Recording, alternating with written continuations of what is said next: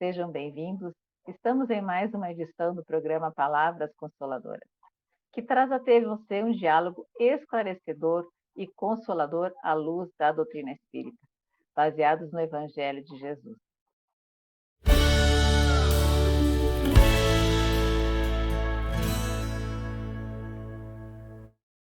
Hoje abordaremos o tema Jesus, Guia e Modelo, cuja bibliografia está na descrição deste vídeo. Recebemos nosso irmão Márcio Testugato, trabalhador do Movimento Espírita, que irá nos auxiliar neste tema. Seja bem-vindo, Márcio. É uma satisfação estar na sua companhia.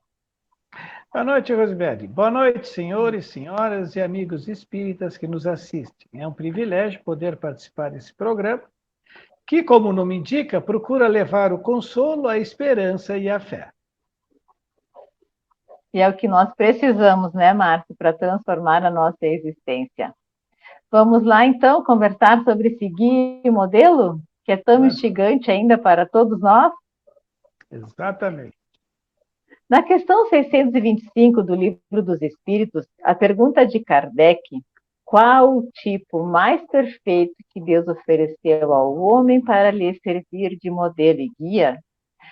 Os Espíritos respondem apenas um nome: Jesus. Márcio, aonde está o desafio? Pois é, essa é uma pergunta realmente bastante instigante, interessante, e nos fornece uma série de oportunidades para a gente analisar isso aí. Por que um nome só? Por que os espíritos responderam que foi Jesus, o ser mais perfeito que Deus ofereceu a nós, os humanos, para ser o nosso guia e modelo? Por que eles não nomearam algum outro dos antigos profetas? Porque nós vamos encontrar aí uma pista no Evangelho de João que diz o seguinte: então os judeus disseram a Jesus: tu ainda não tens 50 anos e viste Abraão? Respondeu-lhe Jesus: em verdade vos asseguro, antes de que Abraão existisse, eu sou. Isso quer dizer que antes de Abraão existir, Jesus já existia em situação muito mais elevada. A Bíblia nos diz que Abraão é o pai de todos nós. E Abraão viveu por volta de 1800 anos antes de Cristo, antes de Jesus, e é considerado o patriarca do povo de Israel. Os judeus daquela época, que não conheciam as verdades do Espírito, não entendiam como Jesus podia ter conhecido Abraão há mais de 1800 anos antes de Jesus nascer.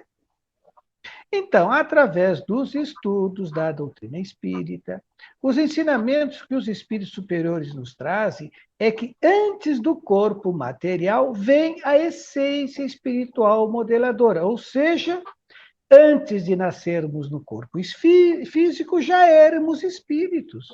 Então, Jesus já conhecia Abraão em espírito muito antes dele nascer. Quanto ao fato dos espíritos superiores colocarem Jesus como sendo o nosso guia e modelo, significa que já naquela época ele tinha que estar num nível de evolução angelical, próxima à perfeição absoluta. Tanto que Jesus disse: eu e o Pai somos um. Portanto, ele já tinha adquirido em plenitude as duas asas para o nosso progresso: o conhecimento e o amor. Allan Kardec, no livro Gênesis, relata que Jesus era médium de Deus. Por isso, ele fez tudo o que fez. Não poderiam haver outros espíritos superiores que se utilizassem das potencialidades mediúnicas de Jesus, porque ele já era superior a todos os outros. Emmanuel, no livro A Caminho da Luz, nos diz que Jesus faz parte da comunidade de espíritos perfeitos que coordenam a evolução de todos os planetas do sistema solar. Olha só. O que Emmanuel está querendo dizer com isso? Que Jesus participou da criação do sistema solar. Por isso, seu nível de perfeição é quase absoluta. Tá, mas como é que nós vamos entender isso? Segundo a ciência, o nosso astro solar, o Sol, foi criado há 5 bilhões de anos. Bilhões. O planeta Terra existe há 4,5 bilhões de anos.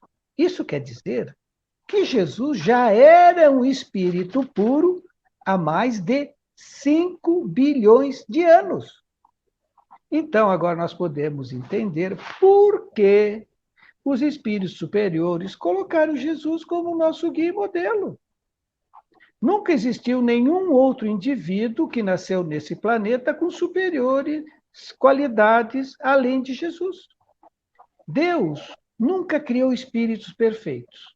Se o tivesse feito, não seria mais considerado Deus, porque perderia uma das suas qualidades que o colocam como ser supremo, que é a perfeição absoluta.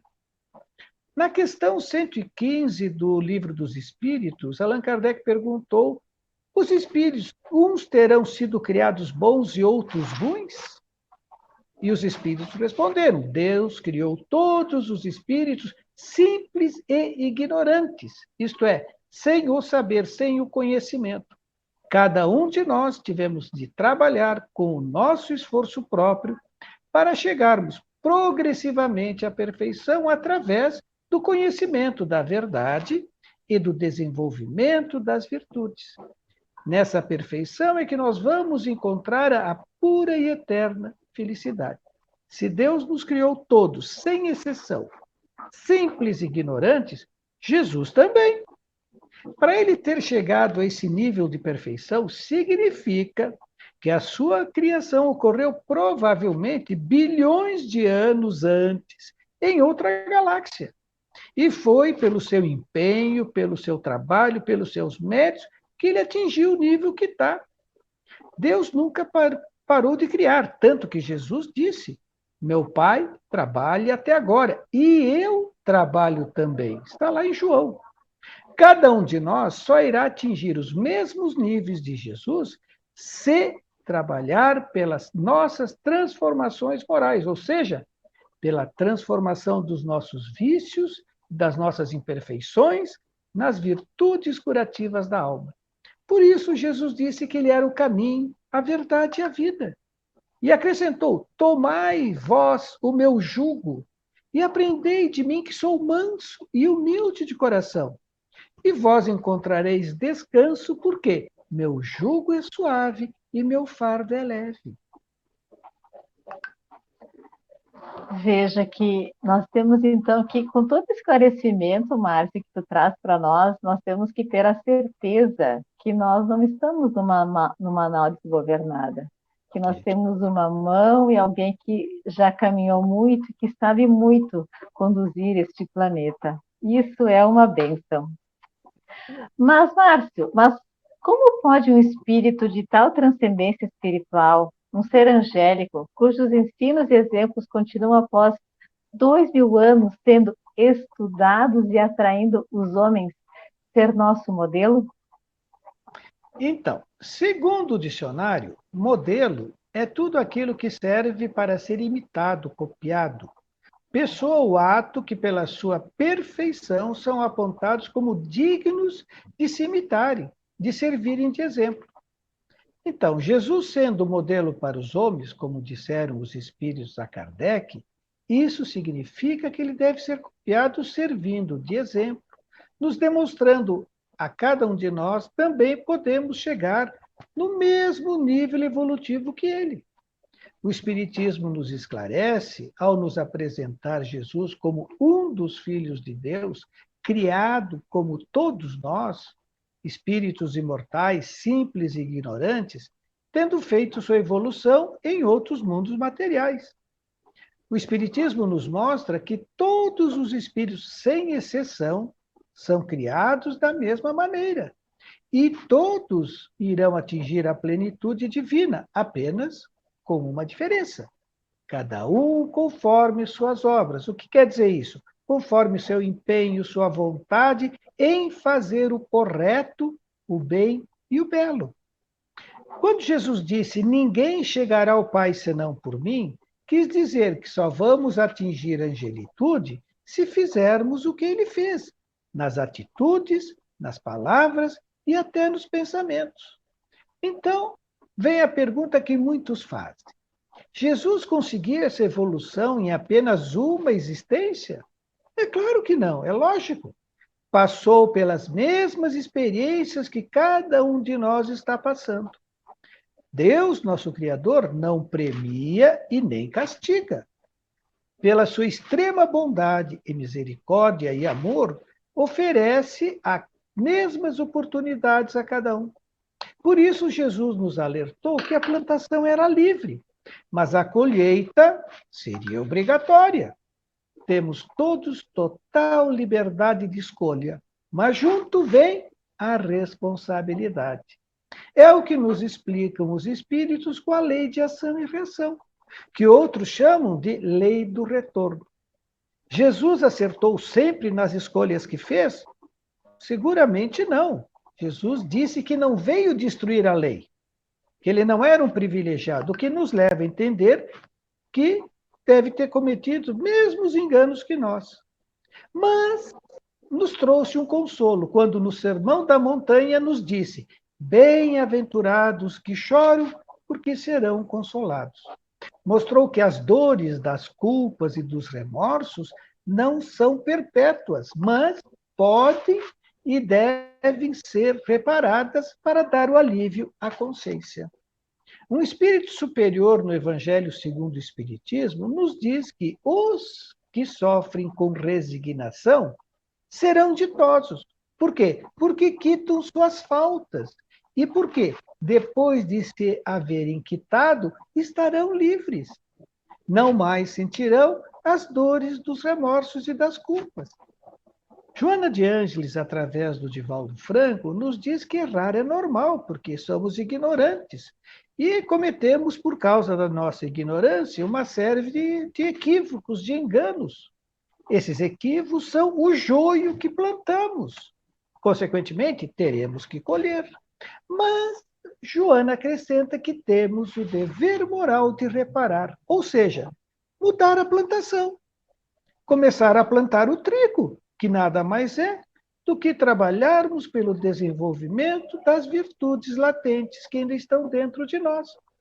É o que Jesus quis dizer com ame os vossos inimigos. Se te baterem numa face, dê a outra. Deseja o bem aos que te desejam mal. Faça aos outros o que gostaria que os outros te fizessem. Isso tudo fica muito bem resumido na frase: fora da caridade não há salvação. Então, ele é o nosso modelo, nosso exemplo, por quê? Passou pelos mesmos processos que estamos passando.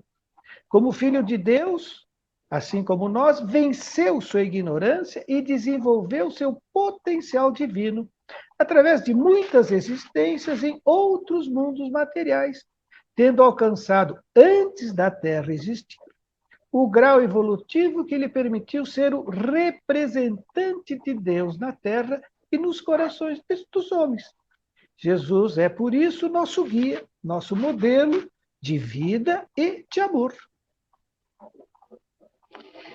Que bonito, Márcio. E Jesus veio nos mostrar, então, que é possível, que todos nós podemos fazer. Basta, então, como tu falaste, o nosso esforço individual e intransferível.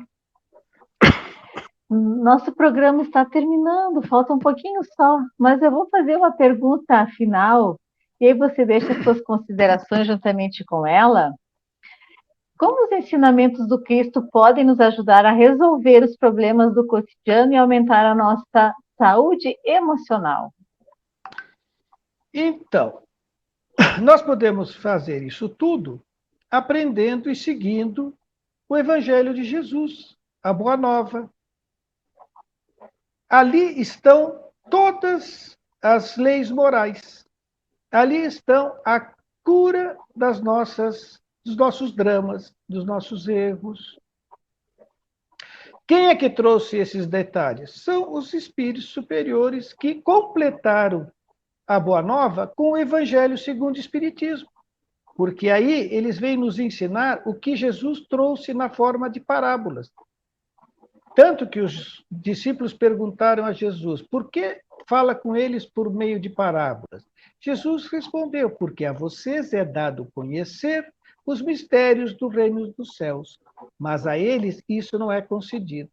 Falo com eles por meio de parábolas, porque vendo não veem, e ouvindo não ouve nem entende. É assim como muitos de nós, não ouvimos e não vemos. Por isso que ele mandou, ele até disse para João, se me amais, mandarei no futuro o Consolador, o Espírito da verdade, que ele vai o quê? Nos mostrar tudo aquilo que Jesus disse e nos ensinar novas coisas. Por isso que a doutrina dos Espíritos vem acabar com o materialismo, fonte de todos os nossos males, orgulho, egoísmo, vaidades, vícios, etc. Então, hoje nós estamos colhendo o passado. Hoje nós podemos começar a plantação do futuro. Essa nossa encarnação não terminou. Por isso, cada dia é um novo dia para a gente começar a curar a nossa alma. Como é que a gente faz isso? Transformando os nossos vícios e imperfeições nas virtudes curativas. É aquilo que Jesus ensinou. Orando pelos inimigos, orando pelos que sofrem, ajudando os necessitados, perdoando as ofensas e assim por diante. É isso que nós precisamos usar mais intensamente no nosso dia a dia. Nós temos o exemplo do Cristo, nós temos a nossa consciência, onde está ali a lei divina e natural, e temos o Evangelho, quando assim nós queremos também afirmar ou reafirmar todo esse conhecimento, né, Márcia? Então, ferramentas não nos faltam. Deixa para nós a tua despedida. Então, mais uma vez, agradeço essa oportunidade e o privilégio de poder estar aqui, trazendo um consolo, um estímulo para nós, cada dia, nos melhorarmos um pouquinho mais e aliviarmos a nossa consciência. Muito obrigada, Márcia. Foi um privilégio estar contigo e com os nossos internautas. Que as bênçãos do Pai sejam conosco hoje e sempre. Muito obrigada e até o próximo encontro.